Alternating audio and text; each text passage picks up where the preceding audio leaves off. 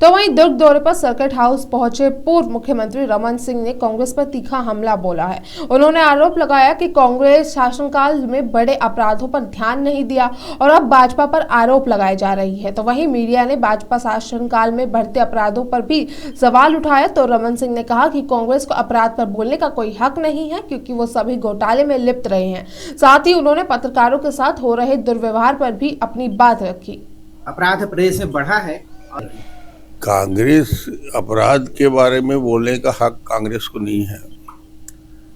जितने लूट हत्या बलात्कार कांग्रेस के जाने हुए, जितनी चोरियां हुई, और सरकार खुद जब घोटाले में लिप्त हो जाए वो सरकार दूसरे के बारे में क्या बात करे। कोयले घोटाले में करोड़ों का गबन, आईएएस अधिकारी जेल के अंदर है। शराब घोटाला, करोड़ों रुपये की घोटाला करने वाले कांग्रेस की सरकार, जिसमें कार्रवाई हो रही है।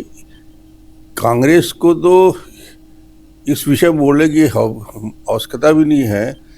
जब पीएससी की भर्ती की प्रक्रिया होती है उसमें भी लाखों बच्चों के जीवन के साथ खिलवाड़ करने का अपराध यदि किसी ने किया है तो कांग्रेस ने किया है। पीएससी में लाखों रुपया लेकर, और आज सीबीआई जांच कर रही है। कल पीएससी के नतीजा निकला है, सारे बच्चे खुश हैं, गरीब के बच्चे अधिकारी बन रहे हैं। तो ये फर्क है।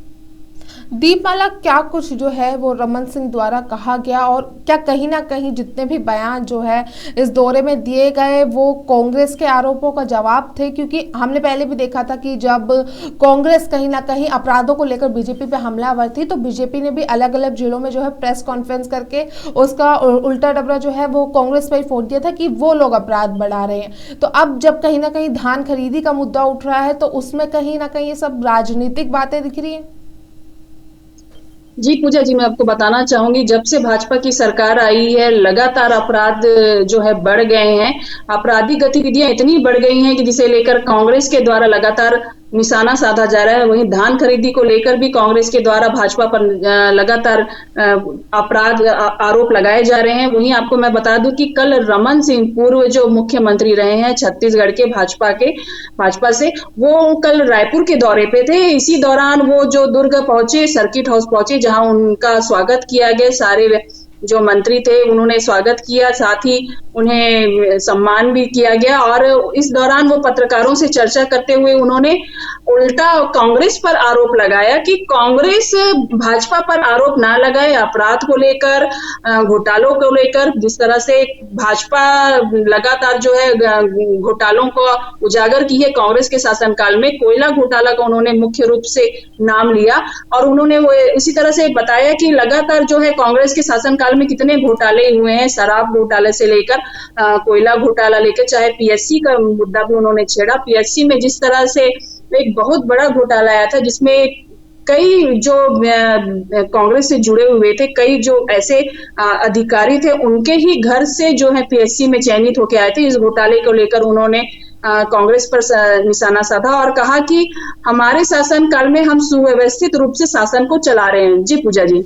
जी, लेकिन दीपमाला, जैसे आपने कहा कि कांग्रेस के तमाम घोटालों की बात की गई, लेकिन कहीं ना कहीं उसका नतीजा तो हमने देखा कि कांग्रेस को ना चुन के जो है छत्तीसगढ़ की जनता ने इन चुनावों में भाजपा को चुना।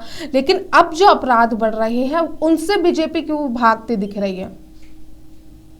जी पूजा जी, आपको बताना चाहूंगी कि जिस तरह से कांग्रेस के शासनकाल में दो मुद्दे बहुत गरमाए थे, एक शराबबंदी को लेकर और दूसरा पीएससी घोटाला, उसी तरह कोयला घोटाले को भी लेकर, जिसमें अभी तक दो नाम अभी तक जेल में बंद है, दो महिलाएं, एक रानू साहू और एक दूसरा सौम्या चौरसिया। इनके ऊपर लगातार इल्जाम लगा रहे थे, ये अभी भी जेल में बंद है।